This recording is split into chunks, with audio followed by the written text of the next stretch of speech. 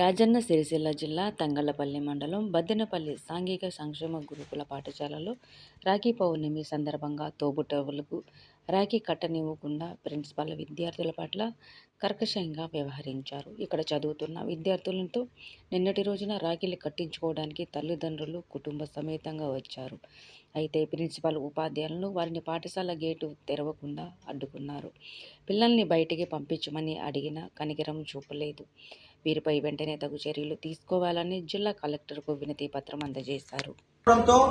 ఆ కిటికీల నుంచి ఆ గేటు డోర్ల నుంచి ఆ చేతులను బయటకు పెట్టి సోదరుడు బయట ఉండి ఆ ఒక్క సోదరి క్యాంపస్ లోపల ఉండి ఆ కిటికీ లోపల చేతి పెట్టి తర్వాత డోర్ లోపల చేతులు పెట్టి జైల్లో ఉన్న మాదిరిగా రక్షణ నిన్న కట్టుకోవడం చాలా బాధాకరమైన విషయం. ఈ రాష్ట్రంలో గురుకులాలు కావచ్చు, హాస్టల్స్ కావచ్చు, కేజీబీలో కావచ్చు, ఈరోజు పండుగ సందర్భంగా దేశవ్యాప్తంగా పండుగ జరుపుకునే పండుగకు ఎందుకు సెలవు సందర్భం అడుగుతా ఉన్నాం. రాష్ట్ర ముఖ్యమంత్రి గారు వెంటనే స్పందించాలి విషయం పైన. ఇది బాధాకరమైన విషయం.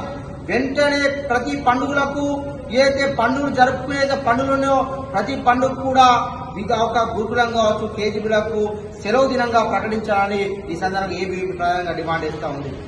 అలాగే నిన్నటి రోజున నిర్లక్ష్యం వహించి వీరితో సోదరులు కావచ్చు, తల్లిదండ్రులకు కూడా హలో చేయకుండా వాళ్ళ మనోవేదన గురి చేసినటువంటి ప్రిన్సిపాల్ వెంటనే సస్పెండ్ చేయాలి. సంబంధిత సిబ్బందిని కూడా సస్పెండ్ చేయాలని ఏబీ ప్రధానంగా డిమాండ్ చేస్తుంది.